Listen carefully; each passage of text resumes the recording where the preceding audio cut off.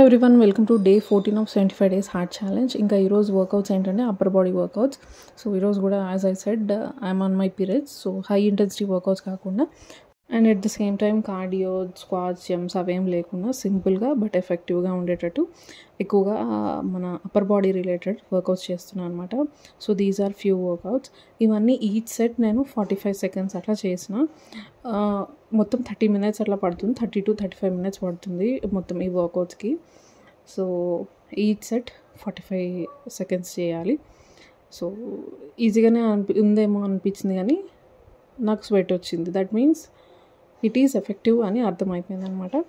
So చూసేయండి, నేను voice over ఏమి ఇవ్వట్లేదు, జస్ట్ మ్యూజిక్ పెడుతున్నా.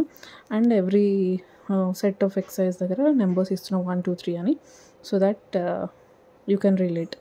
అండ్ కొంచెం స్పీడ్ ఎక్స్లో పెట్టుకొని చూస్తే ఇంకా కొంచెం మీకు ఫాస్ట్ అనిపిస్తుంది. ఒకవేళ బోర్ అనిపిస్తే స్పీడప్ చేసి చూసుకోండి వీడియో. నేను ఆల్రెడీ కొంచెం స్పీడప్ చేసే పెట్టిన, మరీ స్లోగా చేసిన అనమాట. మరీ స్లో ఉండదు, బోర్ అనిపిస్తుంది అనేసి నేను కొంచెం ఫాస్ట్ ఫార్వర్డ్ అని పెట్టిన. మీరు ఇంకా కొంచెం స్పీడ్ పెంచుకొని చూసినా ఓకే.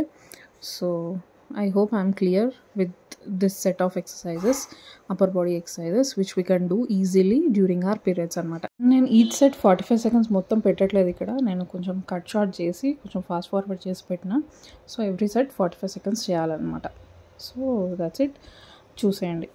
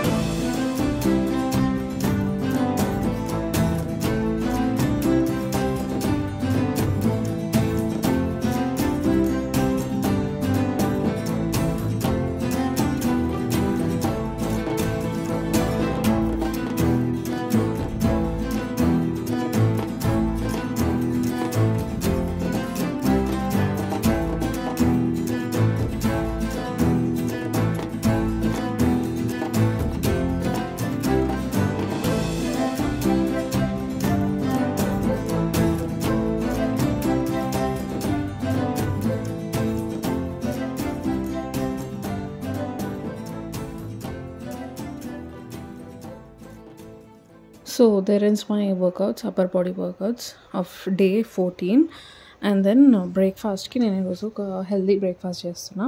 అదే ఇక్కడ మీతో షేర్ చేస్తున్నాను అనమాట. పాలక్ చీల అండ్ పాలకూర, క్యారెట్, చాప్ చేసుకున్న onions, 1 small tomato, besan and then అవన్నీ ఇందులో యాడ్ చేసి ఉప్పు, కారం, జీరా, పెప్పర్ పౌడర్, కొంచెం గరం మసాలా వేసి మంచిగా ఇట్లా ఈ కన్సిస్టెన్సీలో మిక్స్ చేసుకోవాలి.